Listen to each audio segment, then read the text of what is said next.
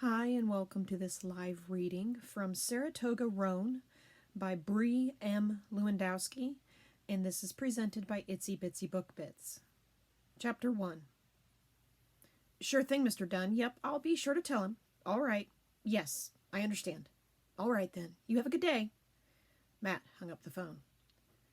What's he want now? Says he came through last week, wanted to check over Dusty, seeing as how the temperature was supposed to plummet. It does that in Wyoming. Rhett looked up from the computer screen. And apparently rugging in Appaloosa will make them founder. You're kidding. Matt shook his head. Nope, from the Almanac of Equine Knowledge himself.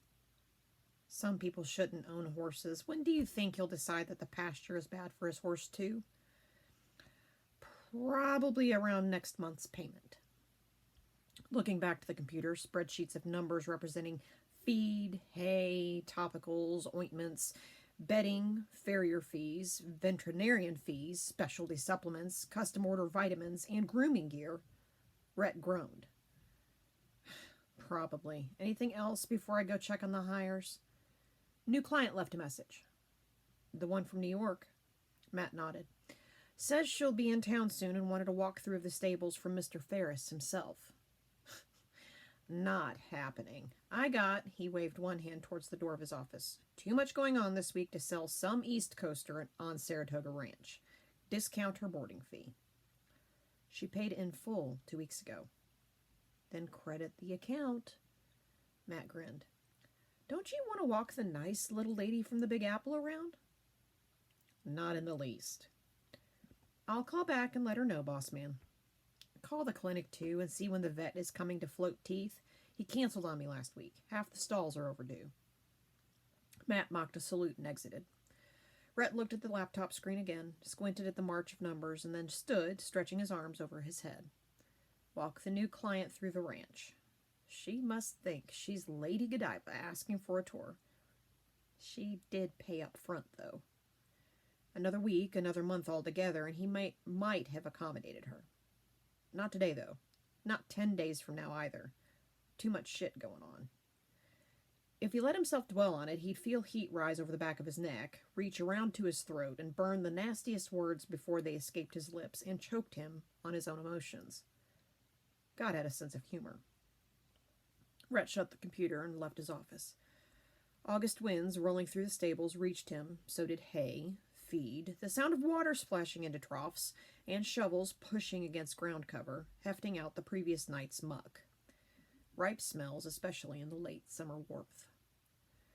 Oversized fans churned lazily from the open beam-structured ceiling. However, their purpose was to keep air circulating for the horses overnight when the gates were shut, not cool the space. Among seasonal hired hands, there were always a few who couldn't take the offset sweet scent and dropped off by the second week. Those who stayed either loved the animals enough to have that sense adjust or desperately needed a job. Mid-morning, all the stable doors were swung wide. Some had already been mucked out but needed fresh bedding. Others were still packed down and lacked a body getting to it. With a capacity for 24 horses were tenants of Saratoga Ranch, and their stalls had to be refreshed every day. This summer's batch of high schoolers were green and hadn't developed a concise method for accomplishing this chore. Of course, upon hiring, Rhett could have given them a routine order to follow, been specific about how he wanted things done. When the ranch belonged to his father, things were done his way, and every hired hand knew it or was soon acutely informed. However, that system had been one of the many things to change because really the only thing that mattered was when the horses came in, their bedding was clean and the food was fresh. One of the girls, a late hire after one of the boys decided his delicate hands couldn't heft hay bales off the four-wheeler, accomplished the end goal each day but struggled against herself. Walking down the length of the stables, making mental note of latches, beams, troughs, and any misplaced tack, Rhett saw her struggling. Jenny! She turned, flushed and sweating gaping circles from under her arms. Yes, Mr. Ferris? Use your legs, okay? Your mom called twice yesterday asking if you'd fainted yet. She blanched, white blotches pushing aside the red. What'd you tell her?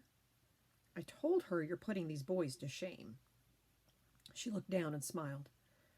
Typically, Wyoming's wind and weather braided strong bodies, but Jenny had been exempted. Allergies, asthma, and a frame like a willow branch made loving horses hard on her. Mrs. Jenny's mom tried to tell Rhett to let her daughter down gently after the first interview, hovering like a horsefly. Of course, she would never deny her daughter the chance to apply for a job she'd dreamed of having since she was in diapers, but of course he also understood a girl like Jenny wasn't built for ranch life. He had disagreed. She'd never be built for it if she didn't have the chance. Legs, he repleaded. Okay? She widened her stance. Yes, Mr. Ferris. Go find Matt when you're done and ask him who gets brushed today. She nodded, then bent to her task. It should always be like this. Hard-working people pushing themselves for these animals who asked for nothing but the space to be. He labored to make this ranch exactly that. 5 years now. Focus and effort. Construction on the stables, hacking the barn and spittoon look in favor of whitewashed walls, cobbled floors, and thick wooden pens. Rental prices went up, and he expanded the property lines and raised fences around 15 acres. Horses boarding at his ranch would have room to roam and graze. It was a business made of living bodies who deserved the best, if based only on that. Murphy bumped into his leg. Among the barn cats, Rhett didn't have a favorite. However, Murphy and his bobbed tail slept at the house every night. You eat already, bud? The answering meow sounded like he'd swallowed a loogie once and never coughed it back up. Gonna come with me to unload the hay? Raw. Let's go then. I could use some lifting. Today's delivery was a half-ton load. The delivery company Rhett favored left the bed of the truck on half-ton days. The offloading of multiple 1,000-pound bales was really a job for more than one person, but the heat lingering at the base of his neck was best relieved by manual labor. Shirt sleeves rolled to his elbows, he unbuttoned the first few buttons for ease and range of movement. Murphy hopped lightly towards the topmost bale, drenching his gray coat in the Wyoming sun. For a moment, Rhett tipped his face toward the light. Giant stacks of hay, their smell delicately sweet, surrounded him. The wind rushed and ruffled his hair. Things were changing today, but what mattered wasn't. He needed to remember that. The work, the land, and the animals were there and unchanged, whether or not he pouted and licked old wounds like a stubborn mare. Back shoved up against the first bale, his feet planted on the backboard of the trailer, Rhett thrust his body's weight backward, getting the bale to tip and allowing gravity to do the rest. With a dull, heavy thud, it toppled down to the ground, strands of the pale green fodder breaking free and tumbling away. Once it was all offloaded, he or Matt would come back with a forklift and stack it on the ranch's four-wheelers to be properly stored. In fact, he only needed to get the highest bales off and could leave the rest for the machine, except he wanted to keep shoving his body at something. It cleared his head. During high school, wrestling and football probably would have been good avenues. Pity, he thought, ramming into another bale, that I didn't know it then. Warm wind, never truly hot, no matter the sun's rays, barreled and rolled. Its voice hushed and hummed, an ever-constant moan of enjoyment. It played on the fields, raced the horses, tumbling down and around the rocky landscape. The wind caught and tugged Rhett's shirt when he took it off, forcing him to tie it around his waist before the wind made him monkey in the middle of a game he'd never win. Warm air layered with grass, alfalfa, grain feed, scat, and dirt sounding like horses' stable hands in life. It wasn't changing. If he could get it through his thick head. With a grunt, he slammed into another bale and turned his shoulder into the impossibly dense block. He'd weathered worse. Groaning, he managed it off the edge. Murphy meowed and bounded down off the truck bed. "Be more of a man," came a familiar shout. Rhett saw his older brother, dressed like he hadn't grown up in the same place he had, wearing slacks and a polo shirt. "Let's see," Rhett started, ramming his first finger to his forehead in a mock attempt at recall. "If I'm not a man, then what am I?" Tom shrugged. "I never knew the answer either." He put his hands on the truck bed and pushed himself up. "Let me help you." "And throw your back out? I'm not dealing with that alone. Get down." "Make me." Rhett pushed at him. "Be more of a saint. Be less of a martyr." "Nougat," Rhett said, indicating which bale was next. "Dummy," Tom answered, mocking the overly sullen tone his younger brother used. Briefly, they worked in silence. They could have done it blind, sleep-deprived, and sicker than shit.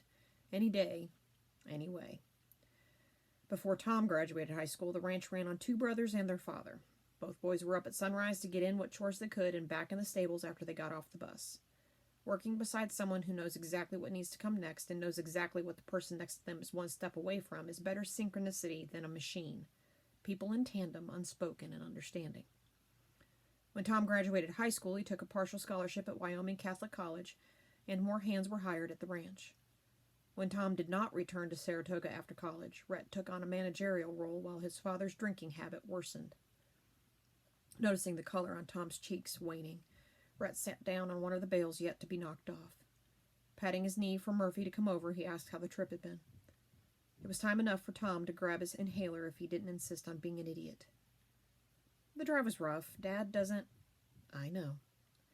Dr. J prescribed a sedative. He sat down, tapped at the gray knob of a tail, and gave the slim cat a thorough neck scratching. It didn't agree with his stomach, though. We had to make a lot of stops. Tom untucked his shirt.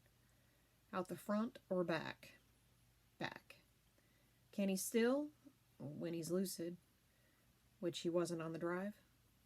Not exactly. Rubbing the back of his neck, Rhett stood. Don't start. I signed up for this. I was only too happy to let you. Well, now you can be happy Dad's back. Donning his shirt again, Rhett said he needed to get the forklift and load the hay bales. Tom clapped his brother out on the shoulder and took out his inhaler, asking if he could use the Jeep and drive back to the house. He walked up to the barn, forgetting what Saratoga sun felt like in August.